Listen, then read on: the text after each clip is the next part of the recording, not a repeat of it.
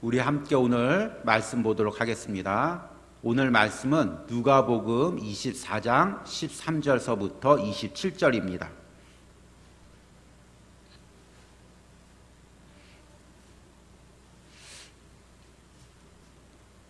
누가복음 24장 13절서부터 27절까지 우리 교독으로 읽겠습니다.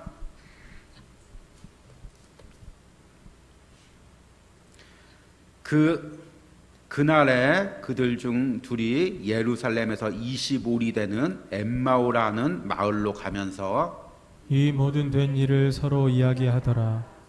그들이 서로 이야기하며 문의할 때 예수께서 가까이 이르러 그들과 동행하시나 그들의 눈이 가리워져서 그인 줄 알아보지 못하거늘 예수께서 이르시되 너희가 길 가면서 서로 주고받고 하는 이야기가 무엇이냐 하시니 두 사람이 슬픈 빛을 띠고 머물러 서더라.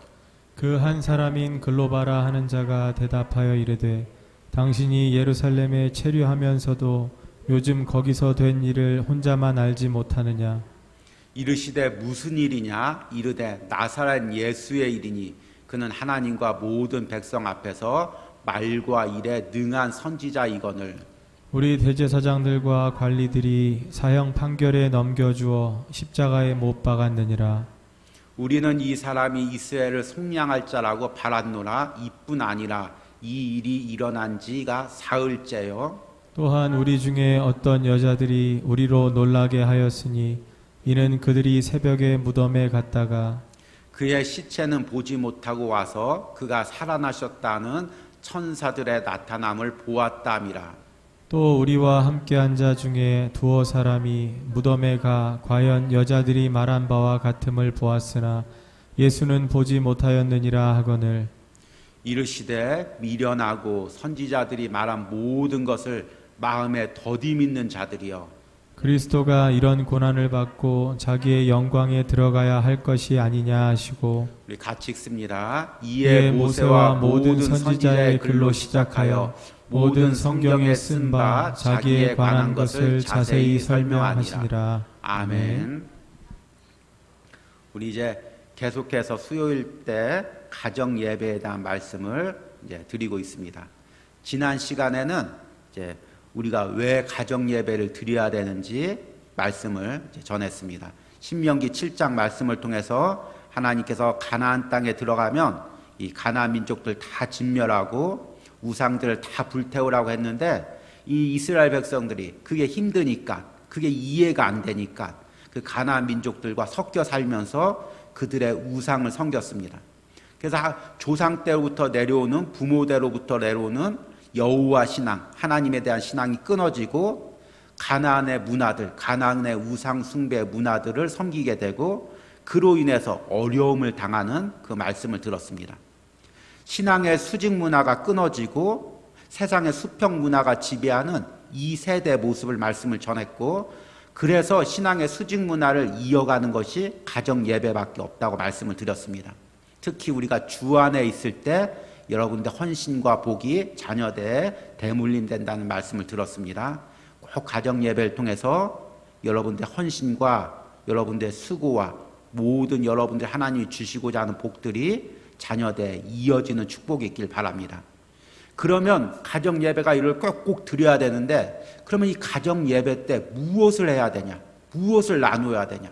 이게 이제 우리에게 숙제입니다. 그래서 오늘의 말씀의 제목은 가정 예배에서 무엇을 나누어야 하는가? 무엇을 나누어야 할까요? 답은 나와 있죠. 말씀을 나누어야죠. 당연히 말씀을 나누어야죠. 그런데 그 말씀을 어떻게 어떤 방법으로 나눌지 그게 이제 우리의 숙제인 것입니다. 그래서 이제 우리가 하브루타 가정 예배를 준비하고 있는 것입니다.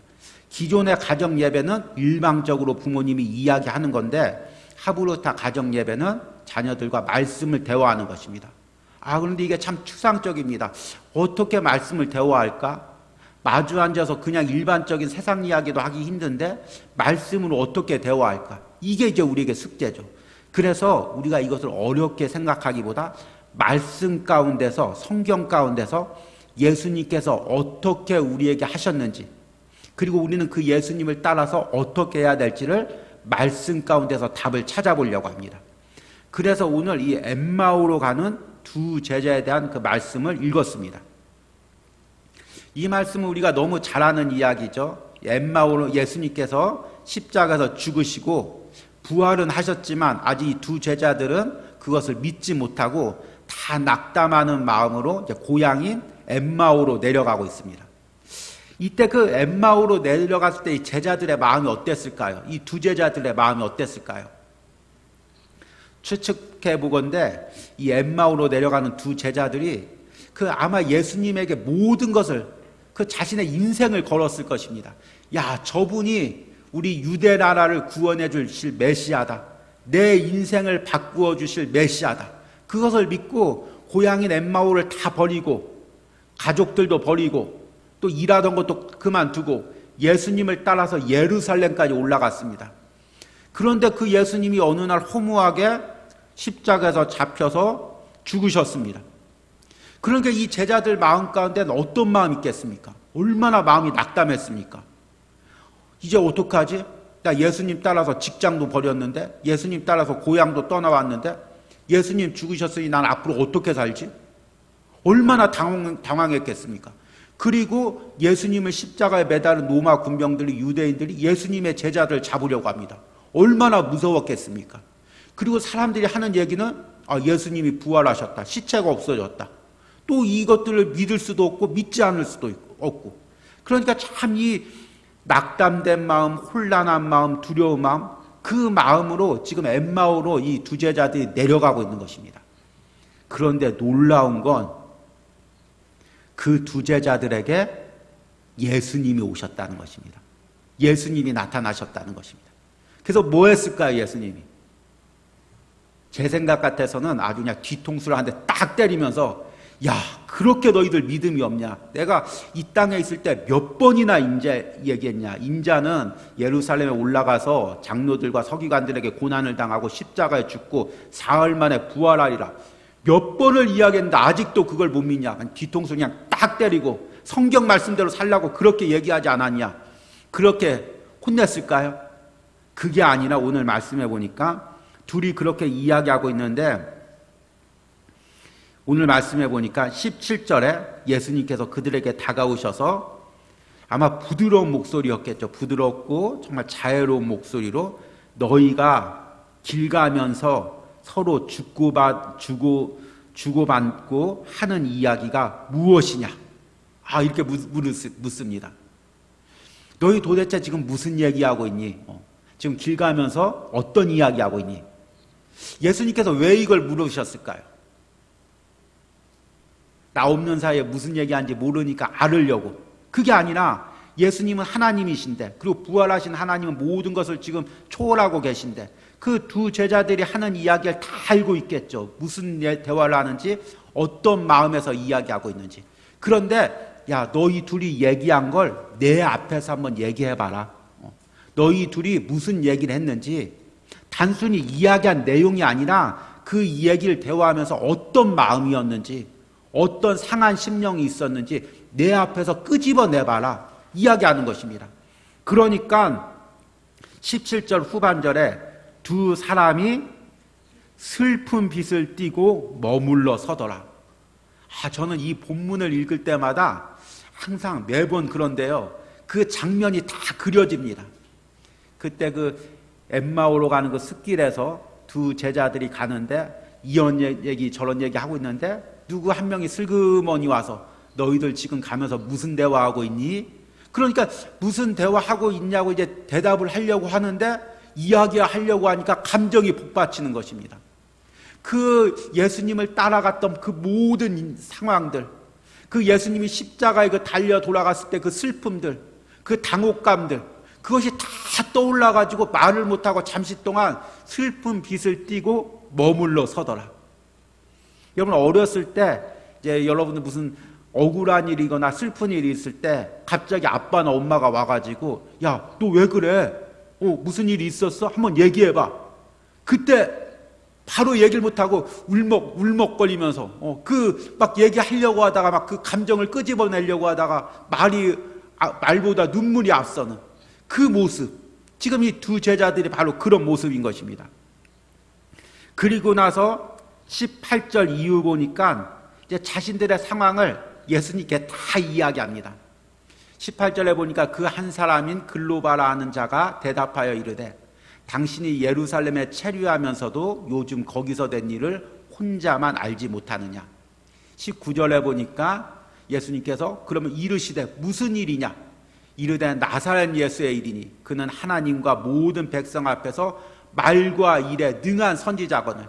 자기들이 그렇게 하나님 앞에서 말과 일에 능한 선지자, 정말 이분은 우리 나라를 바꾸실 분, 세상을 바꾸실 분, 우리 인생을 바꾸실 분, 그렇게 선지자로 여기고 우리가 따랐거늘 20절에 보니까 우리 대제사장들과 관리들이 사형 판결에 넘겨주어 십자가에 못 박았느니라.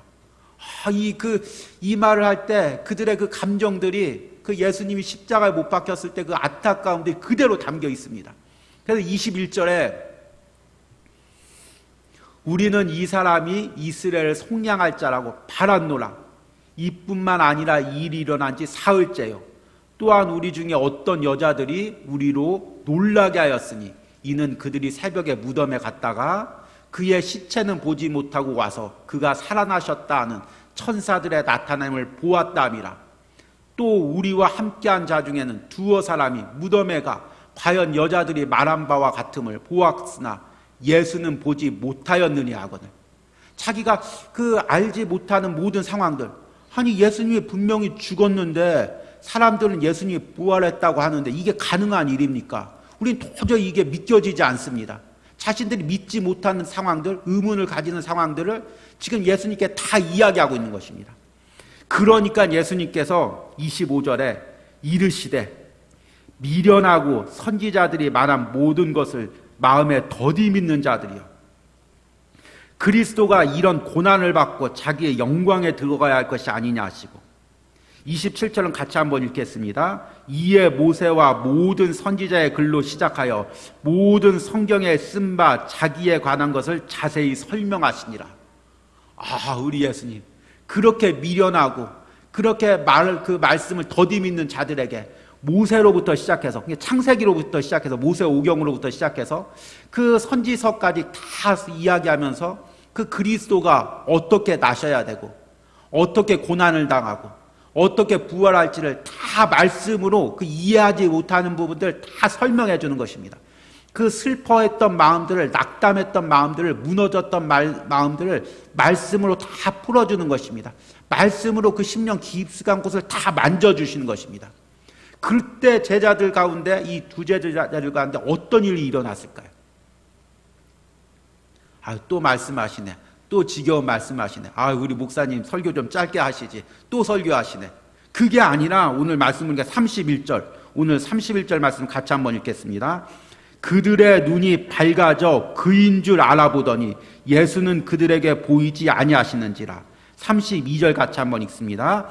그들이 서로 말하되 길에서 우리에게 말씀하시고 우리에게 성경을 풀어주실 때 우리 속에서 마음이 뜨겁지 아니하더냐 하고, 예수님께서 성경을 풀어주실 때, 성경을 해석해 주실 때, 성경을 우리 눈높이에 맞게 이야기해 주실 때 우리 마음이 뜨겁지 아니하더냐. 뜨겁다는 게 무슨 말일까요? 흔히 우리 이야기로 불받았다, 그 이야기가 아니라 가슴에 맺혀 있던 거, 가슴에 응어리져 있던 거, 가슴에 있었던 슬픔들, 가슴에 있던 낙담들, 그것들이 다 풀어지고, 그 꼬여있던 모든 것들이 다 풀어지고 하나님이 주신 위로와 회복을 예수님의 말씀 가운데서 경험했다는 것입니다. 놀랍지 않습니까? 이 은혜가 얼마나 귀합니까? 여러분들 이런 일을 경험하면 얼마나 좋겠습니까? 내가 낙담돼 있고 지금 내 삶에 일어나는 일이 해석이 안 됩니다. 내가 신앙생활 잘했는데 왜 이런 어려움을 당하지? 왜 믿는 사람들이 이렇다는데 믿는 사람들로 인해서 이렇게 어려움들이 있지?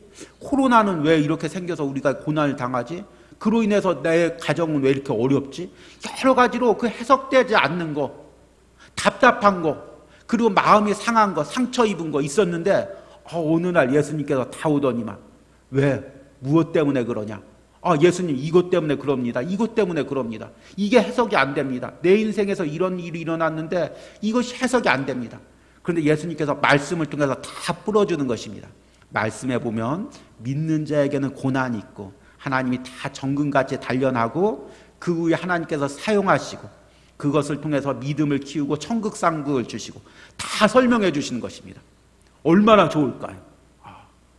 그런데 이런 일이 우리 가정에서도 일어날 수가 있다는 것입니다. 우리 가정에서도 일어날 수 있다는 것입니다.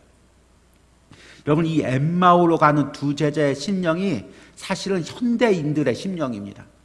현대인들은 참 이 치열한 경쟁 사회 속에서 살고 있습니다. 어디 가나 경쟁이죠. 초등학교 때부터 경쟁합니다. 다 성적으로 경쟁하고, 그리고 중고등학교 때 치열하게 경쟁하고, 직장에 취직하려고 서로 막 경쟁률 막 100대 1, 1000대 1 경쟁하고, 그리고 때론 낙오하고 실패하고. 문제는 이 경쟁 사회에서 성공한 사람 거의 없다는 것입니다. 그럴 수밖에 없죠. 몇만 명, 몇십만 명이 경쟁해서 겨우 성공했다고 이야기하는 사람은 거의 한두 명인데, 그렇게 대부분 사람들은 다 실패한 사람들입니다. 그러니까 다 현대인들 마음 가운데는 자존감이 다 무너져 있습니다. 특히 이 코로나 시대 가운데 다들 다 경제적인 어려움을 겪고 있으니까 나는 망했어.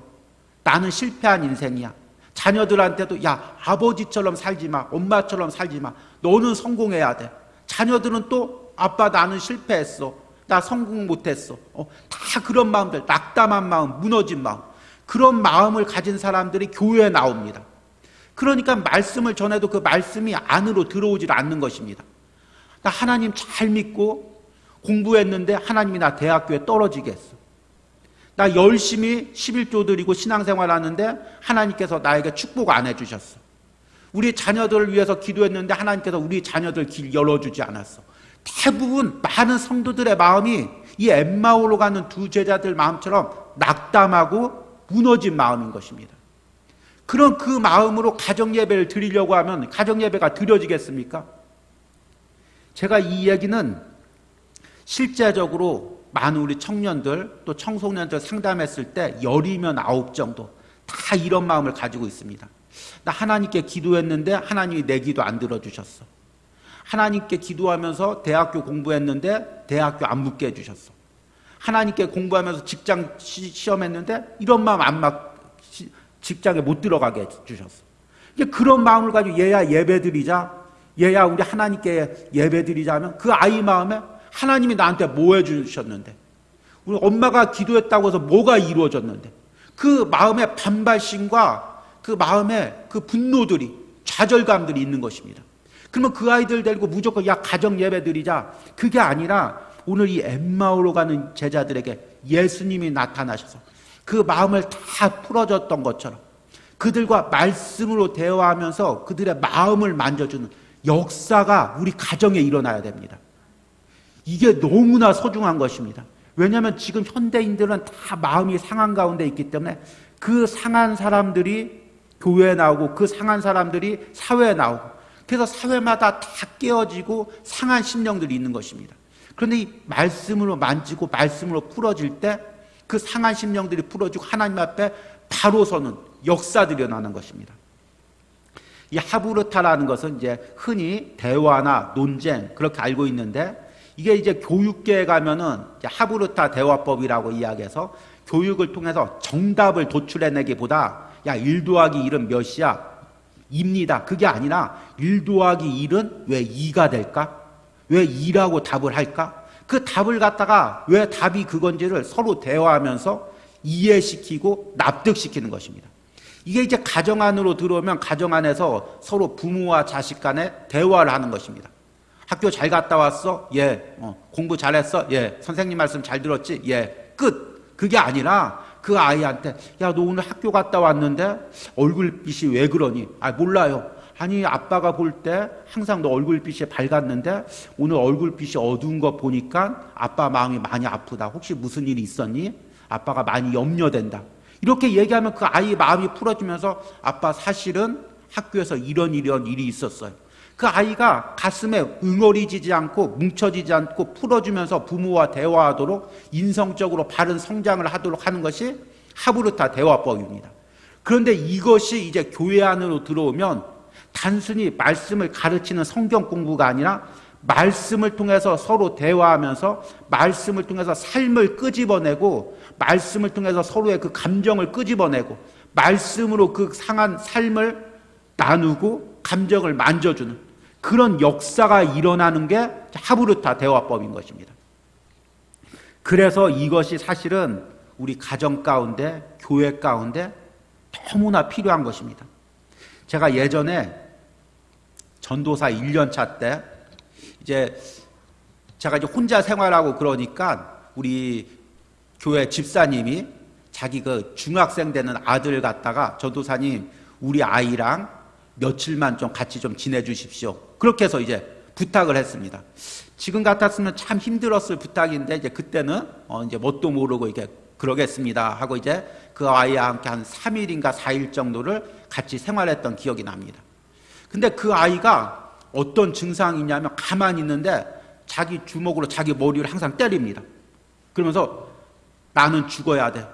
나 같은 놈은 쓸모없어. 다 그걸 입버릇처럼. 그러니까 여러분 이게 정서적으로 조금 힘든 사람들은 혼자말을 많이 합니다. 저도 사실 혼자말을 많이 하는데, 예. 그런데 좀 자학적인 혼자말을 하는 것입니다.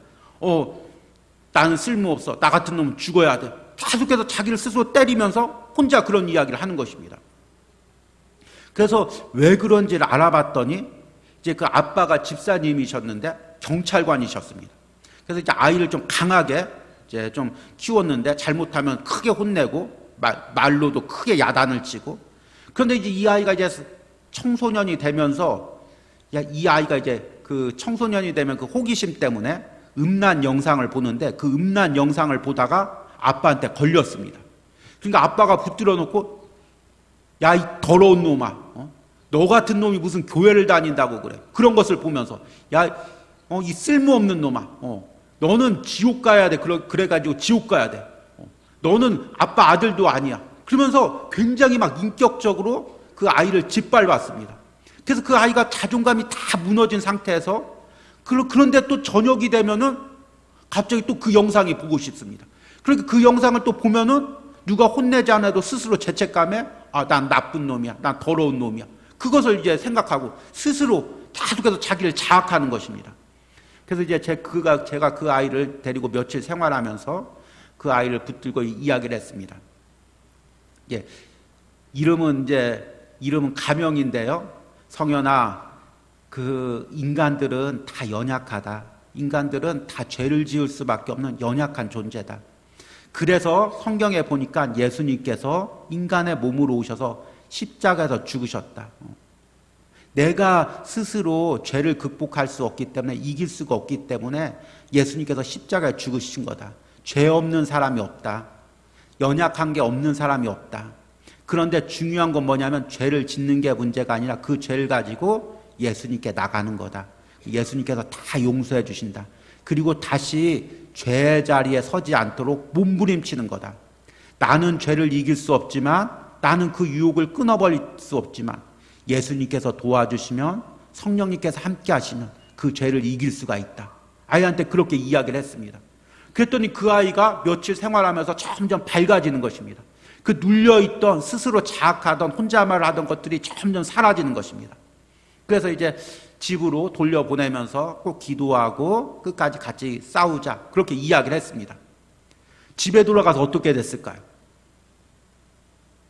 또다시 그 증상이 나타나는 것입니다. 왜냐하면 아빠와의 관계가 아버지와의 관계가 해결이 안 되니까 또 그 증상이 나타나는 것입니다. 그리고 나서 이제 제가 그 교회를 떠나와서 그 후로 어떻게 되었는지 그 아이의 소식은 듣지를 못했습니다. 그런데 청년부 사역을 하면서 제가 그 성현이와 같은 아이들을 몇 번이나 만났습니다.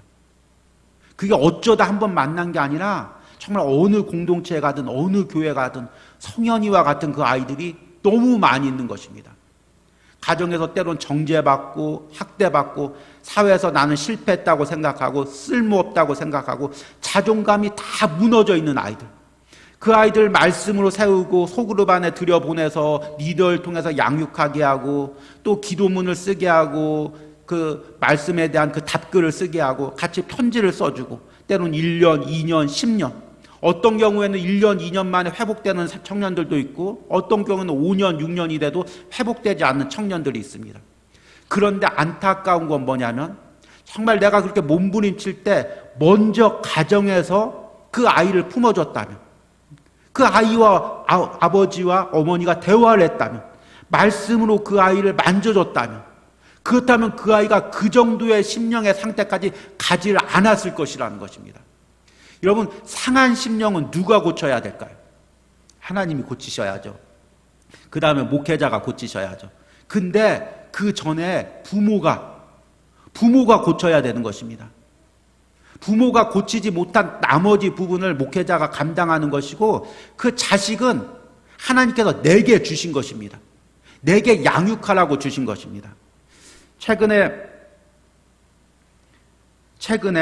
이제 그 부모 면허라는 책을 우리 사모님이 읽고 있어서 저도 조금 봤는데, 요즘 아마 이제 많이들 이게 인터넷에 나와서 읽는 분들도 있을 것입니다. 근데 챕터 제목을 하나 봤는데 그 챕터의 제목이 뭐냐면, 자녀는 부모가 얻어야 할 한 영혼이다. 한번 따라해 보시기 바랍니다. 자녀는 부모가 얻어야 할 한 영혼이다.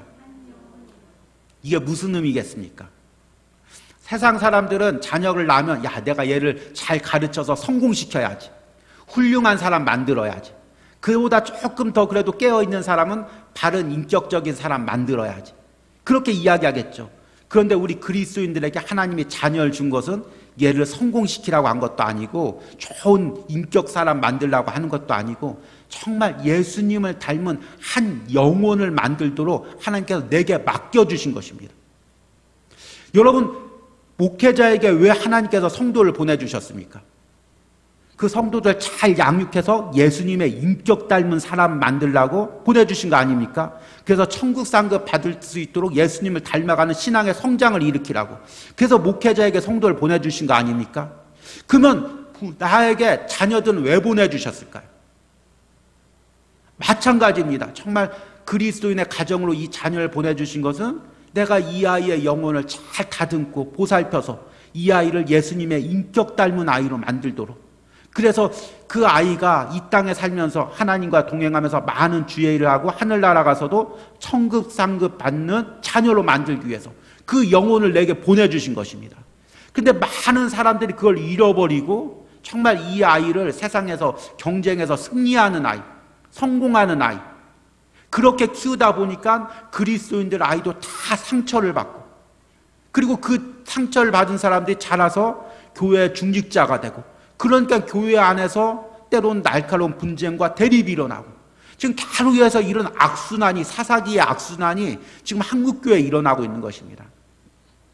여러분, 우리가 이 하브르타 예배를 통해서 그냥 단순히 그냥 논쟁하고 말씀을 가르치고 말씀을 주입시키는 것이 아니라 말씀을 통해서 영혼을 세워가는 그 사명을 감당하길 바랍니다. 이것이 단순히 작은 어린아이들 뿐만 아니라 아이가 성인이 되었어도 정말 그 아이의 심령을 만져줄 수가 있는 것입니다. 부부간에도 마찬가지입니다. 단순히 하브르타 예배가 부모와 자식뿐만 아니라 부부간에도, 여보 무슨 힘든 일이 있어? 무슨 어려운 일이 있어? 정말 말씀을 통해서 그 남편의 심령을 만져주고 아내의 심령을 만져주는 것입니다. 우리 말씀 한 구절 보겠습니다. 히브리서 4장 12절에 보니까 같이 한번 읽겠습니다.